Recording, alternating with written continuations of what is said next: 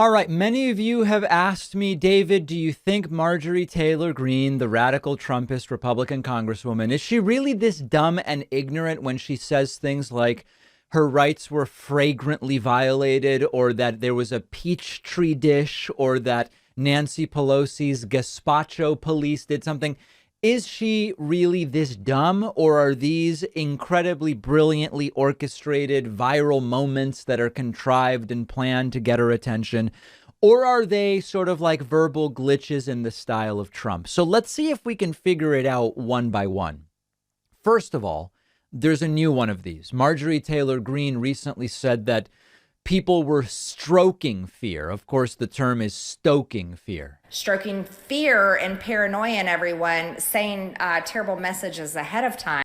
Right. They were stroking fear. So first and foremost, these are not the types of glitches that Trump has. When Trump has these glitches, he either is having a problem reading or he's having the brain glitch. No more Dropbox. The Dropbox is a... Exactly. Mexico and... Sure. A rhino named Mitt Romney. Truth Central. Then he went, Donald Trump, yeah, Donald Trump. Like Trump knows his own name. That's just a verbal glitch. Obama. Yeah, he knows it's Barack Obama. So I would put the Marjorie Taylor Greene gaffes squarely outside of the kind of like brain glitch Trump thing. So then the question becomes, are these calculated or are these just natural utterances? So again, here's the latest one from yesterday, stroking fear. Stroking fear and paranoia in everyone, saying terrible messages ahead of time. Now, that one could be that she misread it.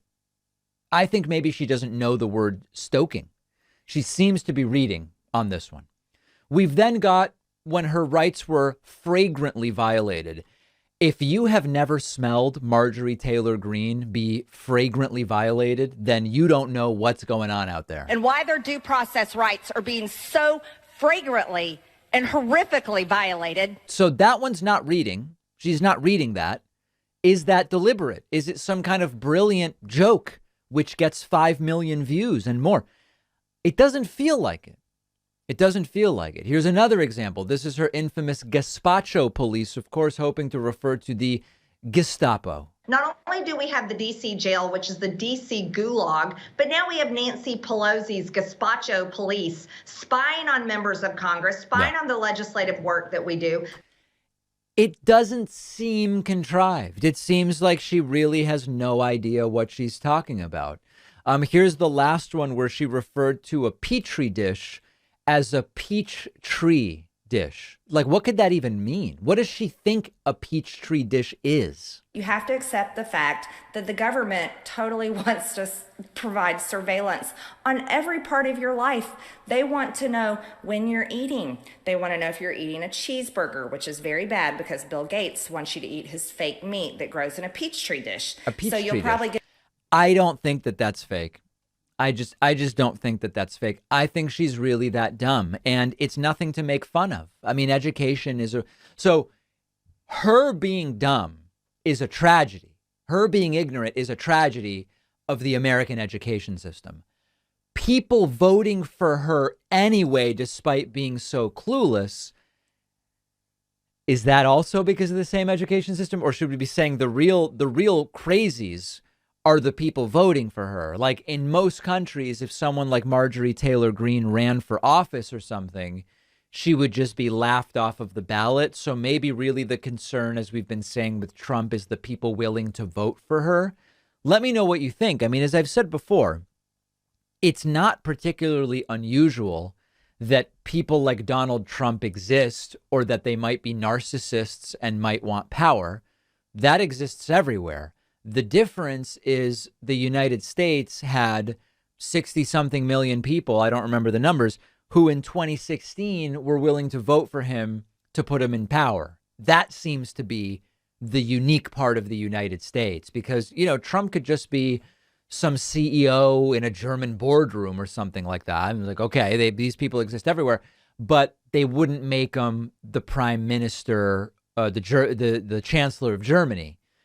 I don't know. So to me, it seems that this is really more a reflection of the voters. Dumb people exist. Ignorant people exist. Marjorie Taylor Greene is one of them.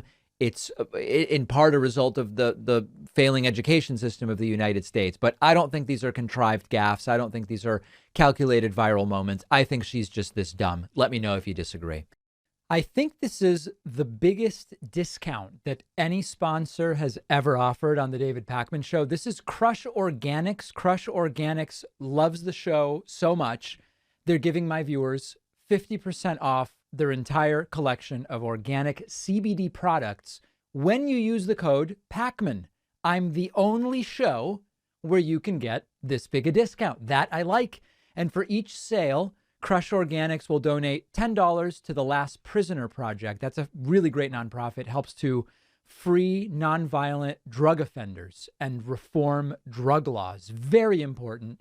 And it doesn't stop there. Anyone who uses my code also gets a free jar of CBD gummies or a jar of CBD topical cream. Crush has only the best organic CBD, whether you're looking for oils, creams, or edibles.